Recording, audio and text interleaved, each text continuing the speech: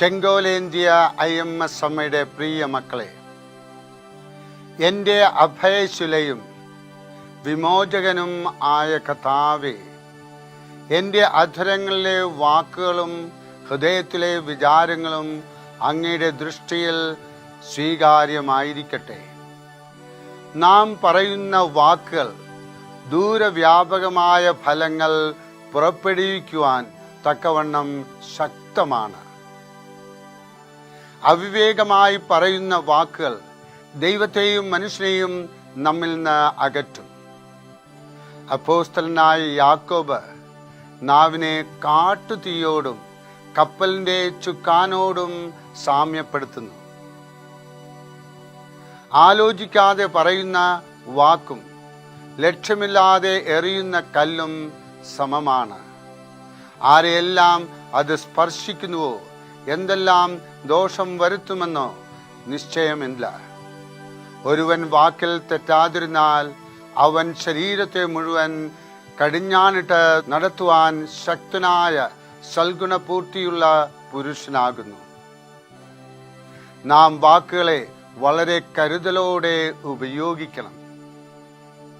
നാം പലപ്പോഴും ആരോടൊന്നും എന്തൊന്നും ഇല്ലാതെ തന്നെക്കുറിച്ചോ അന്യരെക്കുറിച്ചോ ഉചിതമല്ലാത്ത പല കാര്യങ്ങളും കൽപ്പിക്കുന്നു, പല കാര്യങ്ങളും ജൽപ്പിക്കുന്നു. എന്നാൽ പിന്നീട് കുറ്റബോധമുണ്ടാകുമ്പോൾ നാം ദുഃഖിക്കുന്നു, ലജ്ജിക്കുന്നു.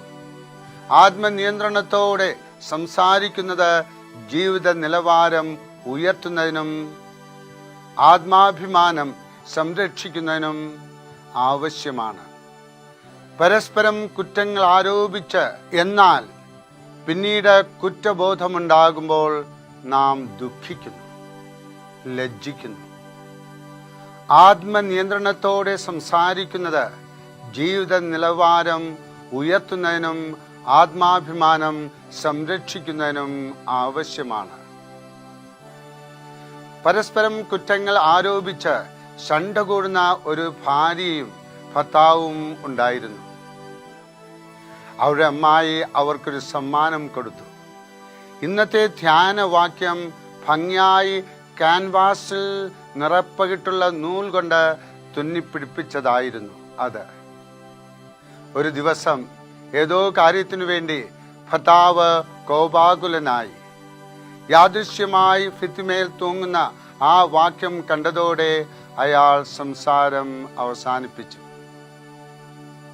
അല്പസമയത്തിനു ശേഷം ഭാര്യ പരദൂഷണം പറയുവാൻ ആരംഭിച്ചപ്പോൾ ഭർത്താവും ഭാര്യയെ വാക്യം ചൂണ്ടിക്കാണിച്ചു.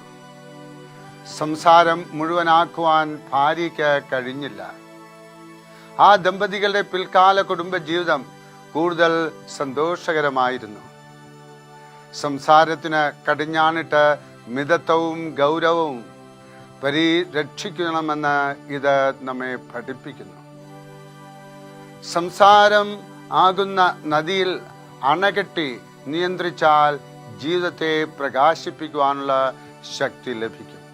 അതിനുള്ള കൃപ നിങ്ങൾക്ക് ഓരോരുത്തർക്കും IMS അമ്മ നൽകട്ടെ, നിങ്ങളെ അനുഗ്രഹിക്കട്ടെ. യഥാർത്ഥ സംസാര ശൈലിയിലേക്ക് നിങ്ങളെ ഓരോരുത്തരെയും കടത്തിക്കൊണ്ടുവരട്ടെ. അതിനുള്ള കൃപ ഇതാ നിങ്ങൾക്ക് ലഭിക്കുന്നു. ആമേൻ.